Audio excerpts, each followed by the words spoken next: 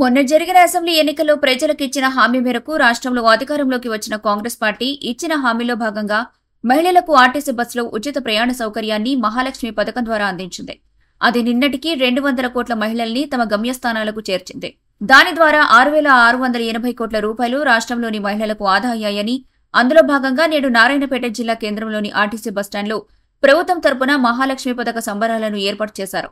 ఈ కార్యక్రమానికి నారాయణపేట ఎమ్మెల్యే పర్ణికారెడ్డి, జిల్లా కలెక్టర్ సిక్తా పట్నాయకులు హాజరయ్యారు. ఈ సందర్భంగా ఎమ్మెల్యే మాట్లాడుతూ, దేశంలో ఏ రాష్ట్రంలోనైనా అధికారంలోకి వచ్చిన పార్టీలు తమ హయాంలో కొన్ని పథకాలను అమలు చేస్తాయి, కానీ మన రాష్ట్రంలో అధికారంలోకి వచ్చిన కాంగ్రెస్ పార్టీ ప్రజాపాలనలో భాగంగా తెలంగాణ రాష్ట్రంలో అత్యధిక పథకాలను అమలు చేస్తుందని, అందులో మహాలక్ష్మి పథకం ఒకటని, దాని ద్వారా నేడు ఆడపడుచులకు 6,700 కోట్ల రూపాయలు ఆదాయాయని, ఇదొక రికార్డని వారన్నారు. ఈ కార్యక్రమంలో ఆర్టీసీ అధికారులు, కాంగ్రెస్ పార్టీ నాయకులు పాల్గొన్నారు.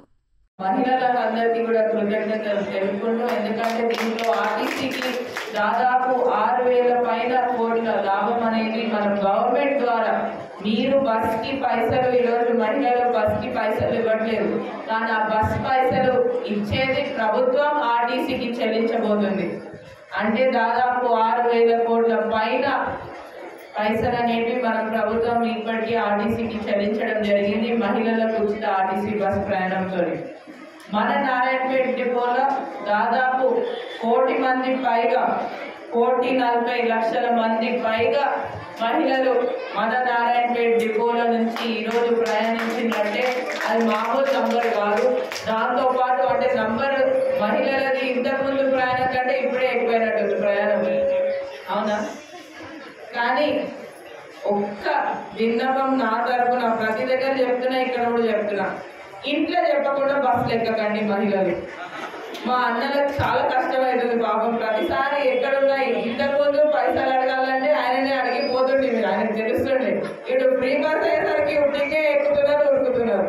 అట్లా కాకుండా ఇంట్లో చెప్పే తెలియజేస్తూ, దీంట్లో భాగంగా ఏదైతే మన నారాయణపేట డిపోకి దాదాపు 70 కోట్ల రూపాయలు అనేది మన నారాయణపేట డిపోకి మన ప్రభుత్వం చెల్లించడం జరిగింది. దీంట్లో భాగంగా తప్పకుండా రానున్న రోజుల్లో కూడా ఇంకా ప్రయాణాలు పెరుగుతాయని కూడా ఆశిస్తూ, మీకోసం బస్ సౌకర్యం ఏదైతే ఇంతకుముందు డిఎం గారు చెప్పినట్టు దాదాపు 28 బస్సులు రావడం జరిగింది, కొత్త బస్సులు.